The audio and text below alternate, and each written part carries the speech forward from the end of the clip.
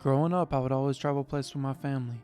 Due to us moving a lot, we ended up moving states and began to take the plane to get to our next destination. But after getting through the security at the airport, we began to sit down and waited until the flight 67 was called and announced to get us on the plane. Anyways, I started to get hungry and asked my family for a couple of dollars. I was only 12 during this time, and there was a candy store nearby. So I went to get some candy, and while I was looking for some candy, I saw an older man come into the candy store. He then started to make his way towards me and asked, "Is your parents around?" I was shocked and did not know what to say. Instead, I said, "Yeah, I am not alone." The guy then said good and began to follow me around the candy store. As I began to go sit down by my family, the other guy began to make his way towards me. He ended up sitting a couple seats away from me. But after a few hours went by, our flight was called, and I grabbed my stuff and started to follow my family. My family was walking pretty fast, and then I felt a hand touch my shoulders. I then looked back and saw that the creepy man. I started to yell, but the man put his hand over my mouth. And my dad, out of curiosity, just looked back and saw the creepy man trying to kidnap me. My dad then said, "Hey, you freak, get away from my son." This made the guy run off and caught everyone's attention as a police officer started to make his way towards us. He then saw the man running and began to chase after the man, not letting him get away. In the airport, I could hear the police yelling at the man, "Get on the ground."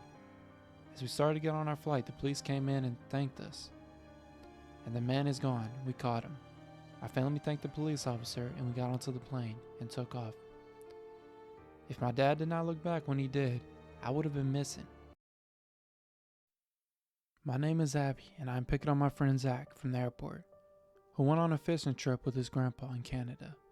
I ended up arriving at the airport a little earlier than Zach was supposed to be there, so I did not get caught in traffic, but I ended up going inside the airport to wait instead of staying in my car because I needed to stretch my legs a little after the drive I did.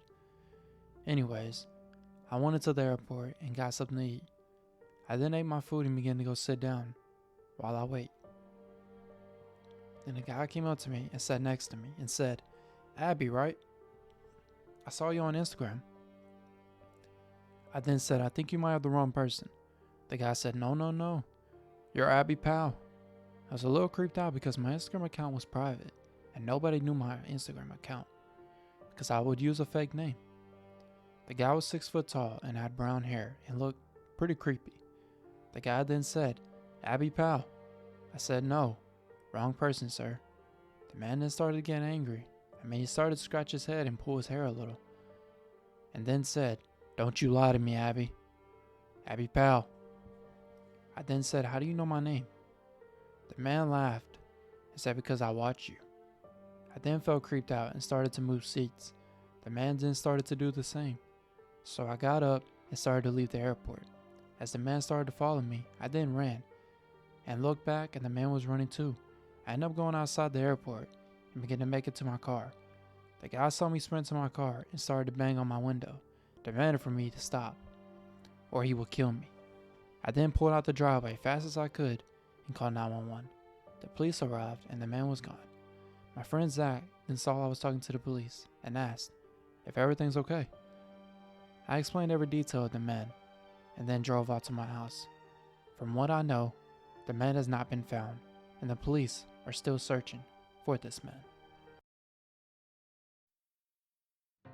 I remember arriving at the airport at 9 a.m. and my flight wasn't until 10:30 a.m. After getting through the security at the airport, I only had an hour and a half until I would catch my flight. After I got onto my flight, I then sat down, and this guy sat right next to me. I just looked and started to put my headphones in, and looked out the window as the plane began to take off. The plane was off in the air, and I could see the man over my shoulders, breathing heavily and staring at me as if I was a meat that a lion wanted to eat. I felt creeped out and asked the guy, "Is everything okay?" The man nodded and kept staring at me with drool coming out of his lips. I then asked the air flight attendant if there was any other open seats available.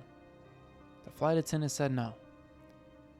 I then was still creeped out, and as I began to try to get up to go to the bathroom, the man then said, "If you leave, I will kill you." I was so creeped out and wanted to ask for help. I then tried to leave, and the man grabbed me and slammed me into the airplane seats and said, "Stay." I then seen everyone saw and witnessed and told the flight workers that this guy was trying to hurt me, or worse, kill me. The flight workers then waited until we landed and kicked the man off the plane and got the cops involved to arrest this man. If I did not try to leave and the people did not witness, I probably would not be here to tell you this story. I'm lucky to be alive.